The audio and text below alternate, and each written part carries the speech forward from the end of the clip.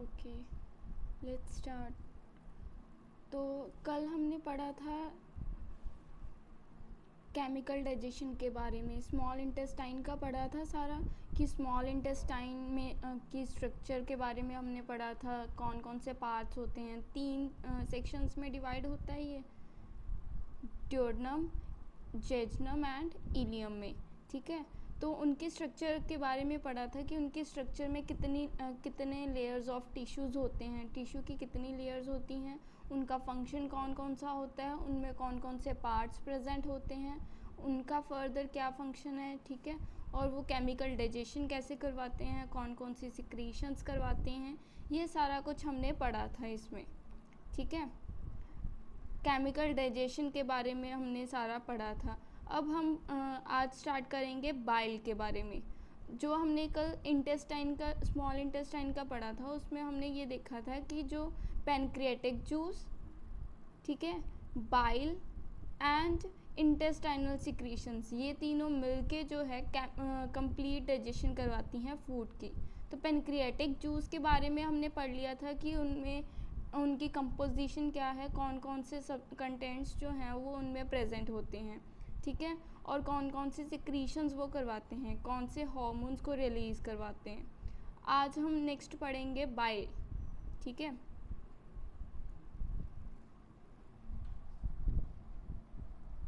bile secreted by the liver is unable to enter the duodenum when the hepatopancreatic sphincter is closed।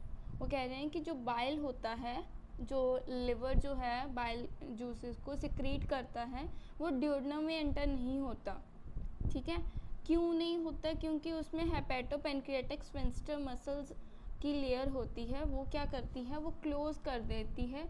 जब bile juices ने enter करना होता है duodenum में, तब उस टाइम पे क्या करते हैं, हेपेटोपेनक्रियाटिक स्फिंक्टर्स क्लोज हो जाते हैं, जिसकी वजह से बाइल जो है वो ड्यूोडेनम में एंटर नहीं कर पाता।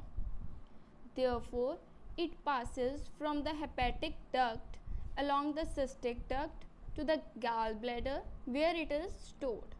ठीक है, bile has a pH of 8 and between 500 and 1000 ml are secreted daily. It consists of water, mineral salts, mucus, bile salts, bile pigments, mainly bilirubin, cholesterol.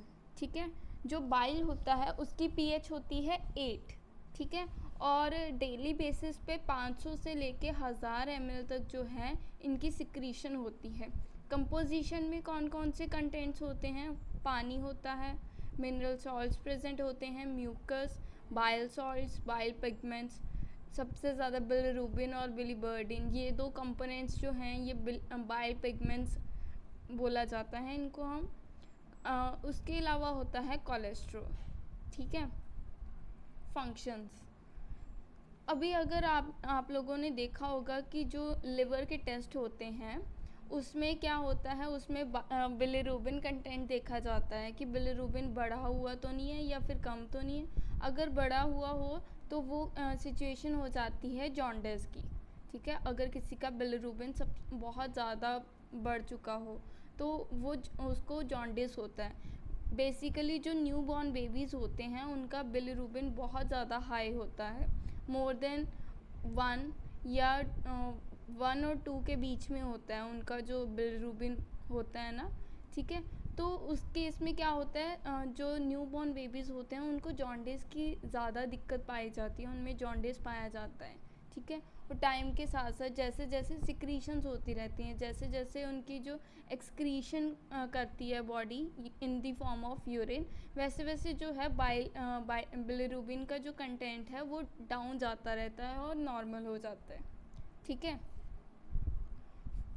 जब कभी फास्टिंग की सिचुएशन हो तो उस टाइम पे क्या होता है, हम लोग इतना ज़्यादा खाना नहीं खाते या पानी नहीं पीते, उसकी वजह से क्या हो जाता है, जो एक्सक्रीशन प्रोसेस है, यूरिन प्रोडक्शन है, वो कम हो जाती है, जिसकी वजह से बिलिरुबिन जो है वो बढ़ जाता है। ठीक है, अब फंक्शंस क्या हैं बाइल के? The bile salts sodium taurocholate and sodium glycolate emulsify fats in the small intestine। ठीक है। बाइल सॉल्ट्स जो होते हैं वो फैट्स को इमल्सिफाई कर देते हैं। इमल्सिफाई का मतलब होता है उनको ब्रेक कर देते हैं, सिंपल फैटी एसिड्स और ग्लिसरॉल में ब्रेक कर देते हैं। The bile pigment bilirubin is a waste product of the breakdown of erythrocytes and is excreted in the bile rather than in the urine because of its low solubility in water।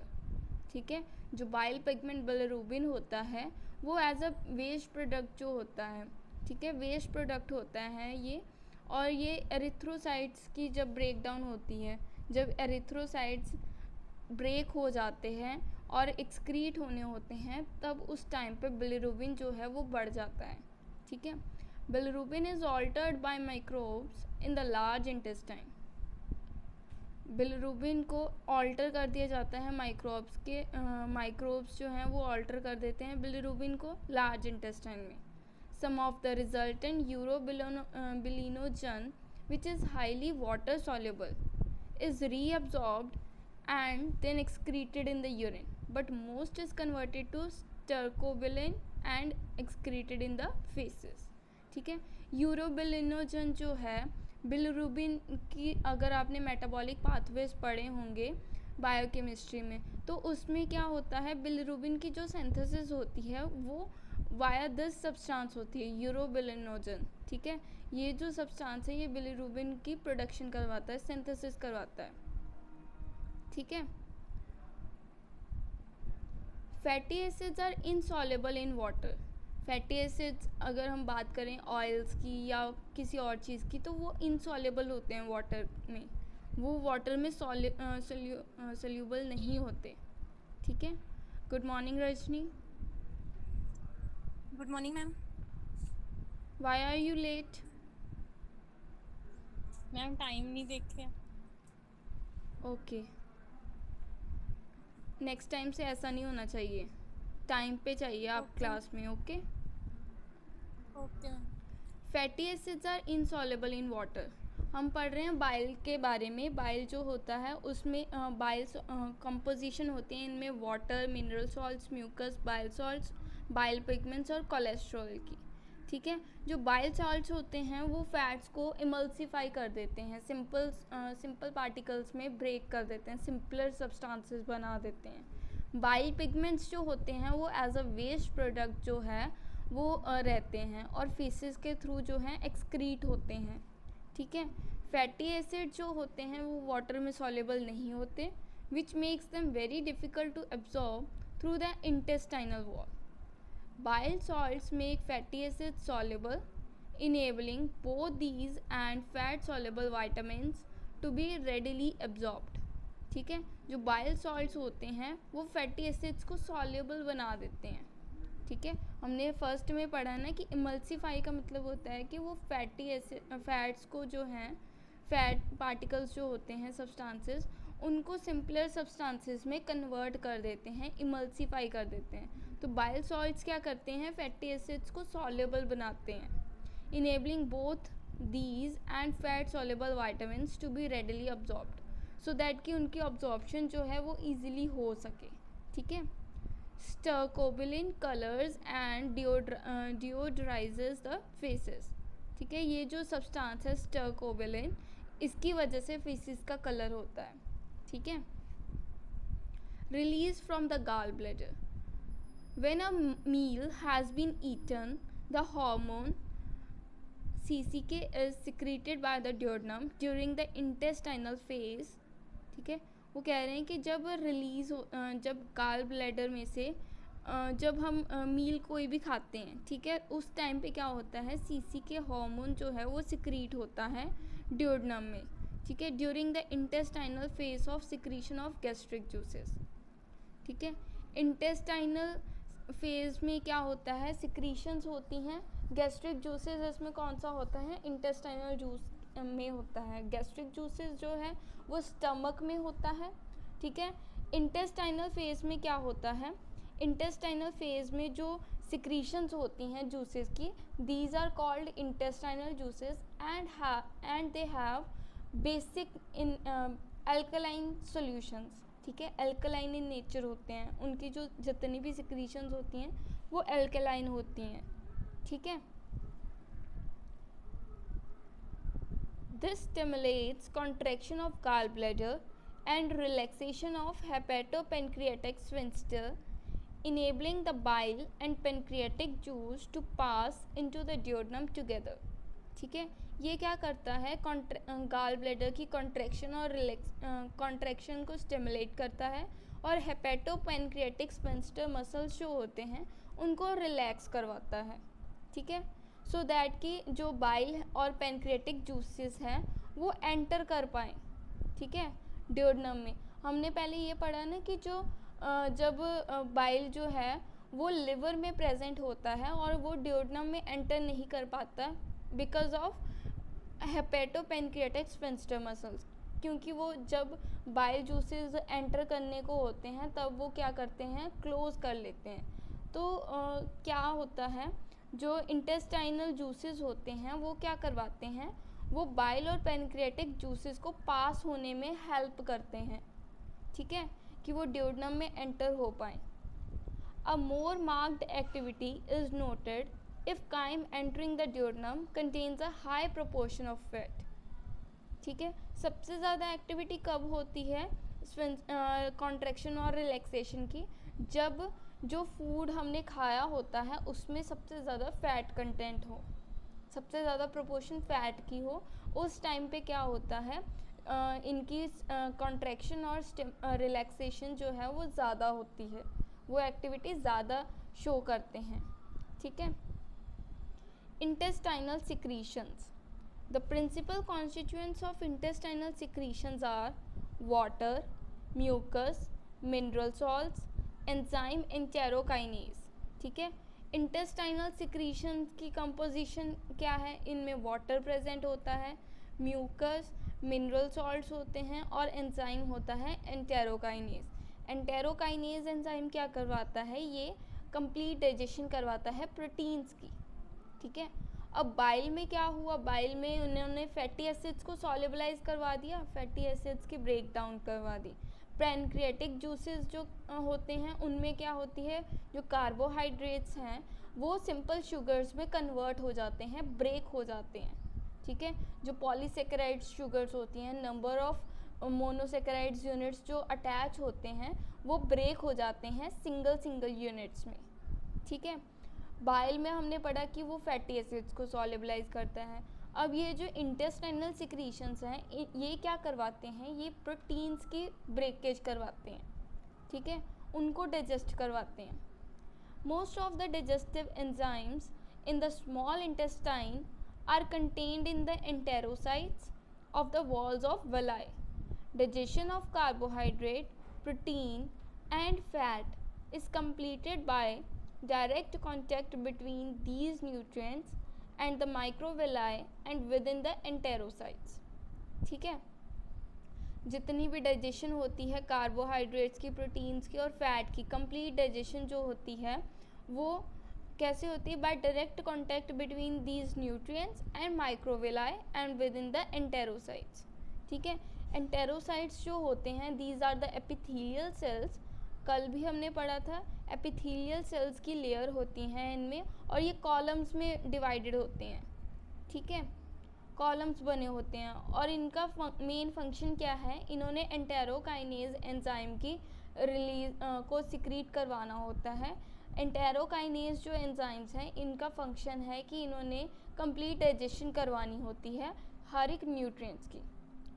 The enzymes involved in completing the chemical digestion of food in the enterocytes of villi are peptidases, lipase, sucrase, maltase and lactase. Sucrase enzyme is used to break the sucrose sugar होती है, ठीक है, उसको break करने के लिए sucrase enzyme help करता है। माल्टेज एंजाइम जो है वो माल्टोज को ब्रेक करने में हेल्प करता है और जो लैक्टेज एंजाइम है वो लैक्टोज को ब्रेक करता है, ठीक है। केमिकल डाइजेशन एसोसिएटेड विद एंटेरोसाइट्स, अब इनके एंटेरोसाइट्स जो हैं केमिकल डाइजेशन कैसे करवाते हैं।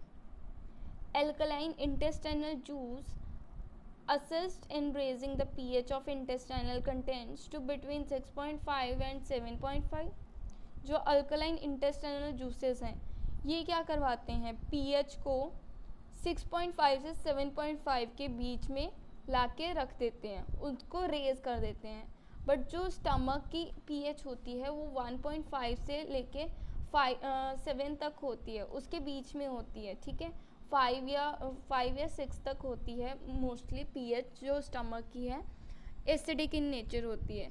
तो जब वो स्मॉल इंटेस्टाइन में एंटर कर जाते हैं तो अल्कलाइन इंटेस्टाइनल जूसेस जो होते हैं वो रेज कर देते हैं पीएच को. स्मॉल इंटेस्टाइन में जैसे ही जो पार्शियली डाइजेस्टेड फूड एंटर करता है उनकी पीएच को रेज कर देते हैं. ठीक है. Enterokinase activates pancreatic peptidases such as trypsin, which converts some polypeptides to amino acids and some to smaller peptides. ठीक है. एंटेरोकाइनेज एंजाइम्स जो हैं वो क्या करते हैं, पेनक्रिएटेड पेप्टाइडेसेस को एक्टिवेट करते हैं. ठीक है, जिनमें ट्रिप्सिन और क्रोमोट्रिप्सिन होते हैं. ठीक है, इनका फंक्शन क्या होता है, इन्होंने पॉलीपेप्टाइड्स जो मल्टीपल चेन्स होती हैं, peptide multiple number of peptides जो होते हैं प्रोटीन के, उसको अमाइनो एसिड्स या फिर स्मॉलर पेप्टाइड्स में ब्रेक कर देते हैं, कन्वर्ट कर देते हैं. The final stage of breakdown to amino acids of all peptides occurs inside the enterocytes. जितनी भी फाइनल ब्रेकेज होती है, फाइनल ब्रेकडाउन होती है, वो सारी एंटेरोसाइट्स के बीच में होती है. Lipase completes the digestion of emulsified fats to fatty acids and glycerol. अब ये जो लाइपेज एंजाइम है इनका फंक्शन क्या होता है, इन्होंने फैट्स और फैट्स को इमल्सिफाई करके फैटी एसिड्स और ग्लिसरॉल में कन्वर्ट करना होता है, partly in the intestine and partly in the enterocytes. और ये इनका जो आधी डाइजेशन है वो इंटेस्टाइन में होती है और आधी जो है एंटेरोसाइट्स में कंप्लीट होती है. ठीक है. Sucrase, maltase and lactase complete the digestion of carbohydrates by converting disaccharides such as sucrose, maltose and lactose to monosaccharides inside the enterocytes. ठीक है, क्लियर है यहाँ तक?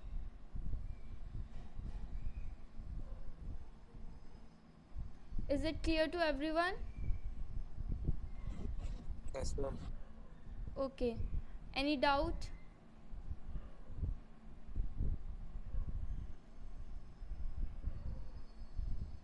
कोई डाउट नहीं है किसी को?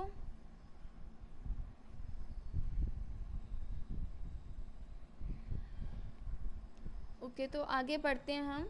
Control of secretion. अब सिक्रीशंस जो भी होती हैं, इंटेस्टाइनल सिक्रीशंस जो हैं वो कैसे कंट्रोल होती हैं. हर एक प्रोसेस का अगर हर एक जो मेटाबॉलिक पाथवे है उसका एक फीडबैक सिस्टम भी होता है. दैट मीन्स कि अगर बहुत ज़्यादा हाई कंसंट्रेशन में उसकी सिक्रीशन हो रही है तो उस टाइम पे क्या होता है, फीडबैक सिस्टम जो है वो उस मेटाबॉलिक पाथवे को थोड़े टाइम के लिए स्टॉप कर देता है. ठीक है. अदरवाइज एक्सेस एंड लो अगर एक्सेस हो जाए किसी चीज़ का तो वो भी बहुत ज़्यादा हार्मफुल होता है. और अगर कोई चीज़ बहुत ज़्यादा कम रेंज में है, कम कंसंट्रेशन में है, तो उसके भी बहुत ज़्यादा हार्मफुल इफ़ेक्ट्स होते हैं. ठीक है. तो अब इंटेस्टाइनल सिक्रीशंस को कंट्रोल कैसे करवाया जा सकता है.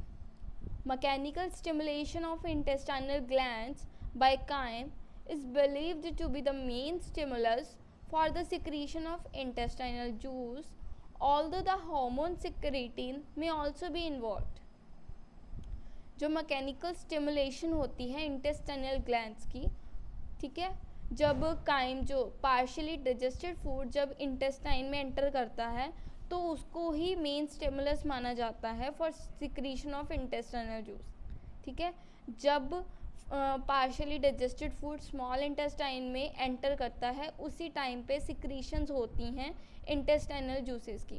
अदरवाइज जो मैकेनिकल स्टिमुलेशन है जो इंटेस्टाइनल ग्लैंड्स हैं वो स्टिमुलेट नहीं होते, जिसकी वजह से इंटेस्टाइनल जूसेस की ओवर सिक्रीशन नहीं होती, ठीक है, अननेसेसरी सिक्रीशन नहीं होती, ठीक है।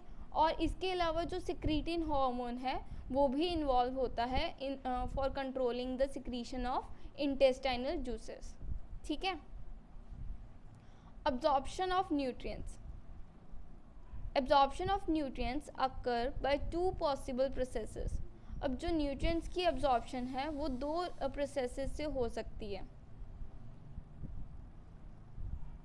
Diffusion and active transport. Diffusion में क्या होता है, monosaccharides, amino acids, fatty acids and glycerol diffuse slowly down their concentration gradients into the enterocytes from the intestinal lumen, ठीक है। जो डिफ्यूजन में क्या होता है, ये स्लोली डिफ्यूज हो जाते हैं एंटेरोसाइट्स में, ठीक है।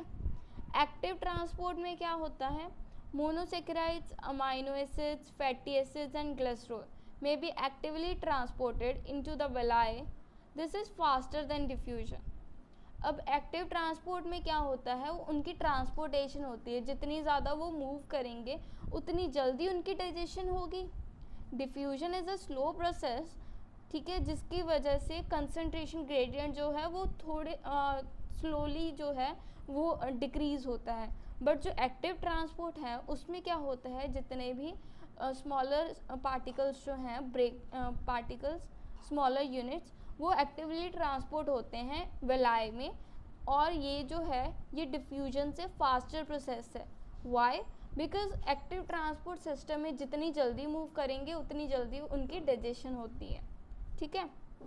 Disaccharides, dipeptides and tripeptides are also actively transported into the enterocytes where their digestion is completed before transfer into the capillaries of villi, ठीक है। Monosaccharides and amino acids pass into the capillaries in the villi and fatty acids and glycerol into the lacteals. जो monosaccharides और amino acids हैं वो capillaries में से पास होते हैं, ठीक है। एंड फैटी एसिड्स और ग्लिसरॉल जो हैं वो लैक्टियल्स से, ठीक है। लैक्टियल्स आर लिम्फ नोड्स, ठीक है, जो विलाई में प्रेजेंट होती हैं। तो जो फैटी एसिड्स और ग्लिसरॉल हैं वो लैक्टियल्स में से पास होते हैं, और जो मोनोसेक्राइड्स एंड अमाइनो एसिड्स हैं वो जो विलाई की कैपिलरीज प्रेजेंट होती हैं विलाई में, उनके थ्रू पास होते हैं। Some proteins are absorbed unchanged, for example antibodies present in breast milk and oral vaccines such as poliomyelitis vaccine. The extent of protein absorption is believed to be limited. कुछ जो proteins हैं जो absorb होते हैं वो unchange रहते हैं, मतलब उनकी जो कंपोजिशन है या फिर उनकी जो स्ट्रक्चर है वो सेम ही रहती है, एज इट इज़ रहती है, वो चेंज नहीं होते, ठीक है। फॉर एग्जांपल जो एंटीबॉडीज़ प्रेजेंट होती हैं ब्रेस्ट मिल्क में, ठीक है, या फिर ओरल वैक्सीन्स होती हैं, उनकी जो प्रोटीन स्ट्रक्चर्स होती हैं वो एज इट इज़ रहती हैं, उनकी प्रोटीन स्ट्रक्चर चेंज नहीं होती, या फिर ऐसे कह सकते हैं कि हम उनकी कन्वर्जन नहीं होती, वो ब्रेक नहीं होते, ठीक है। Other nutrients such as vitamins, mineral salts and water are also absorbed from the small intestine into the blood capillaries. Fat-soluble vitamins are absorbed into the lacteals along with fatty acids and glycerol. Vitamin B12 combines with intrinsic factor in the stomach and is actively absorbed in the terminal ileum. और जो nutrients हैं सच as vitamins हो गए, mineral salts हो गए या water हो गए, ये भी स्मॉल इंटेस्टाइन जो है एब्जॉर्ब कर लेती है ब्लड कैपिलरीज के थ्रू, ठीक है।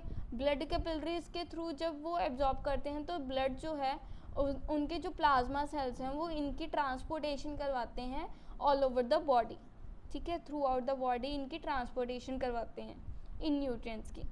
फैट सॉल्युबल वाइटामिन्स जो होते हैं वो लैक्टियल्स एब्जॉर्ब करते हैं, ठीक है। विटामिन B12 जो है वो इंट्रिंसिक फैक्टर, स्टमक के इंट्रिंसिक फैक्टर के साथ कंबाइन होकर एब्जॉर्ब हो जाता है, ठीक है।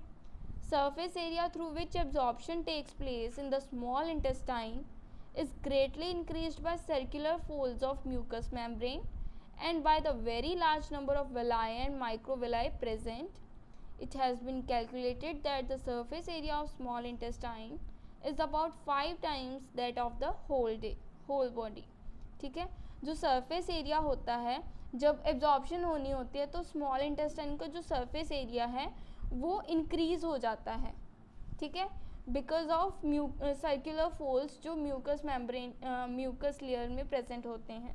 ठीक है, उसकी वजह से जो सरफेस एरिया होता है इंटेस्टाइन का वो इंक्रीज हो जाता है. ठीक है, large amounts of fluid enter the alimentary tract each day. Large amount of fluid जो है वो एलिमेंट्री ट्रैक्ट में एंटर करता है रोज़. ठीक है, of this only about 500 ml is not absorb by the small intestine and passes into the large intestine. मतलब वो ये कह रहे हैं कि जितना हमने फूड कंज्यूम करते हैं हम, उसमें से लार्ज अमाउंट ऑफ फ्लूइड जो है वो एलिमेंट्री ट्रैक्ट में एंटर करता है ईच डे. उसमें से सिर्फ जो 500 ml जो है वो एब्जॉर्ब नहीं कर पाता स्मॉल इंटेस्टाइन, वही जो 500 ml है कंटेंट, ठीक है, वो पास हो जाता है लार्ज इंटेस्टाइन में. ठीक है, यहाँ तक क्लियर है सबको? किसी को कोई डाउट तो नहीं है? पूछ लो अगर कुछ नहीं समझ आ रहा तो.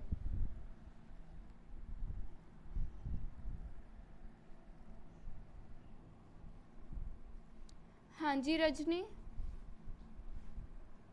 क्लियर है आपको? हाँ जी मैम. क्लियर है जितना Yes, भी ma'am. हमने करा? ओके, साहिल, जाहिरा, यस मैम.